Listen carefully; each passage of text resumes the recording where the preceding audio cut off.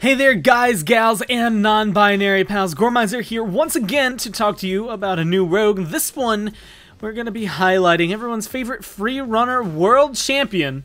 It's going to be Lancer that we're taking a look at. And as I said, she's a world champion free runner, social media superstar, streamer, as some of you may have been able to pick up based on some of her in-game lines.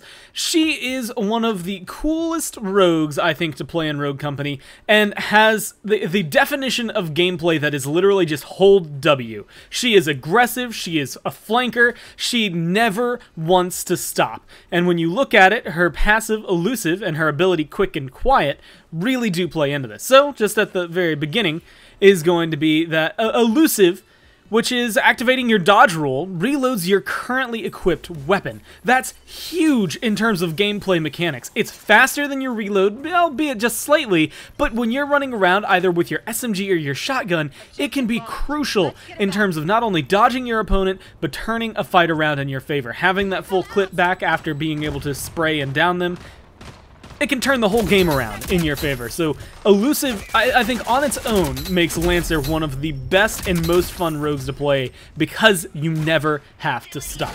But she also has an ability called Quick and Quiet. Now, Quick and Quiet is one I found myself using a little bit more in Demolition than I found using in Strikeout.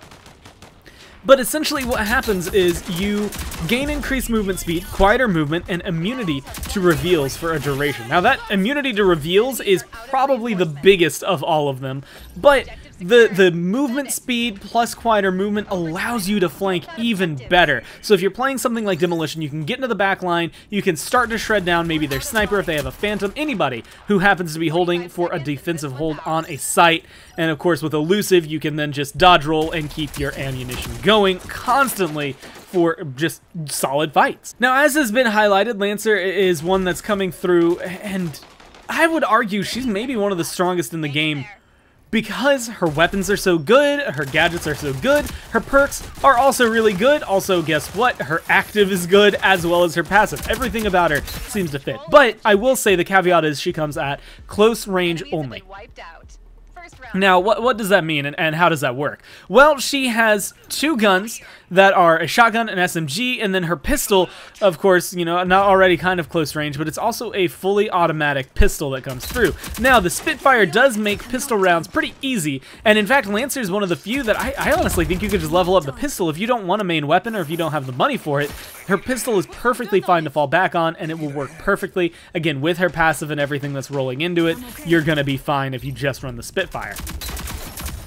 That being said, she also runs two, again, really solid guns. They're just closer range. The 24S SMG. This is my typical weapon for Lancer.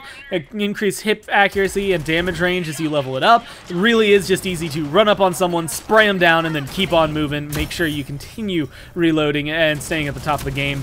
Otherwise, you can always go for the Striker 8x10 shotgun. Now, this is a little different. Some of the other shotguns have higher damage but less rounds. This has a magazine size and a drum mag, as you see, of 8. So a lot of shots that come through, and if you run up on people, they're not getting away easy. They're going to get taken down. You can increase the damage range, the hip higher accuracy, and even get the magazine size up to 12 shots for later. Most of her guns, actually, I would say all of her guns here for Lancer, just enable her to be a run and gun style of play. It's very fun, and I think it fits her perfectly, and her gadgets play into it as well. A throwing axe that allows her to, well, just have a throwing axe. I had a lot of fun getting some throwing axe kills while playing her, but also a smoke grenade to either cover your path in. Of course, with Quick and Quiet, this means that you could very perpetually go unseen into a fight if you do it properly. Or my personal favorite is Semtex, because it sticks to, well, surfaces, but also people. And if you're running around, you hit somebody who's defending, they roll into their teammate out of fear, and then all of a sudden you got 2 downs, you can chase it up with a 3rd, you dodge roll for the reload. It's just such a cool sequence of events, and of course I'm always a sucker for the grenade, so the Semtex is typically where I go for this one. And then when you look at her perks, she's got a lot of really good ones. Quick and Quiet makes you have quieter footsteps, but you also have padded steps, so when you're not sprinting, you have quiet. Of course, you can go up with removing your aim down sight movement speed penalty. Stalker, I'm gonna be honest, guys. Stalker isn't really necessary on her. Hip fire as much as you want, and you'll be fine. Helping Hand, which is a typical one, but of course the two that I think are the most prominent and the best, of course up at $10,000, is Tracker Rounds, where you damage an enemy and will reveal them to your team. And of course, Life Drain. When you down an enemy, you heal for a significant amount over a short duration. All of these, and both of these specifically at the end of your perks, plus her guns, plus her passive and active.